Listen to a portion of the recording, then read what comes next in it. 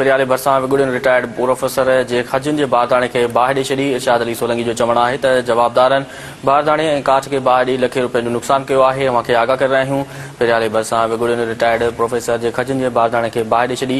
इरशाद अली सोलंकी जो चवणु आहे त जवाबदारनि बारदाणे ऐं काठ खे बाहि ॾेई लखे रुपयनि जो नुक़सानु कयो आहे। अव्हां खे आगाह करे रहिया आहियूं। परियाले भरिसां विगुड़ियुनि रिटायर्ड प्रोफेसर जी खजिन जे बारदाणे खे बाहि ॾेई छॾी आहे।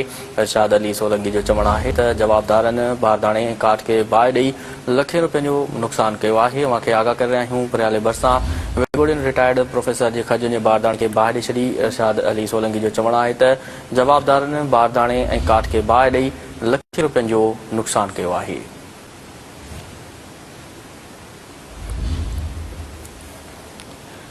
परियाले भरिसां विगुड़ियुनि रिटायर्ड प्रोफेसर जे खजिन जे बारदाणे खे बाहि ॾेई छॾी आहे। इरशाद अली सोलंकी जो चवणु आहे त जवाबदारनि बारदाणे ऐं काठ खे बाहि ॾेई लखे रुपयनि जो नुक़सानु कयो आहे।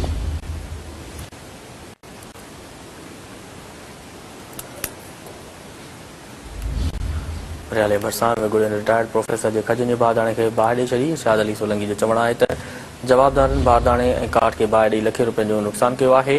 परियाले भरिसां विगुड़ियुनि रिटायर्ड प्रोफेसर जे खजिन जे बारदाणे खे बाहि ॾेई छॾी। इरशाद अली सोलंकी जो चवणु आहे त जवाबदारनि बारदाणे ऐं काठ खे बाहि ॾेई लखे रुपयनि जो नुक़सानु कयो आहे।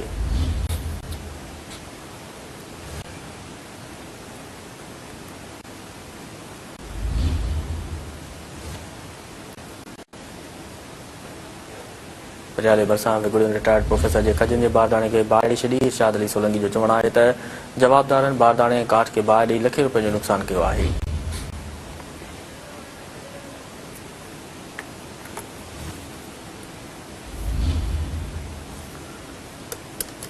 परियाले भरिसां विगुड़ियुनि रिटायर्ड प्रोफेसर जे खजिन जे बारदाणे खे बाहि ॾेई छॾी आहे। इरशाद अली सोलंकी जो चवणु आहे त जवाबदारनि बारदाणे ऐं काठ खे बाहि ॾेई लखे रुपयनि जो नुक़सानु कयो आहे।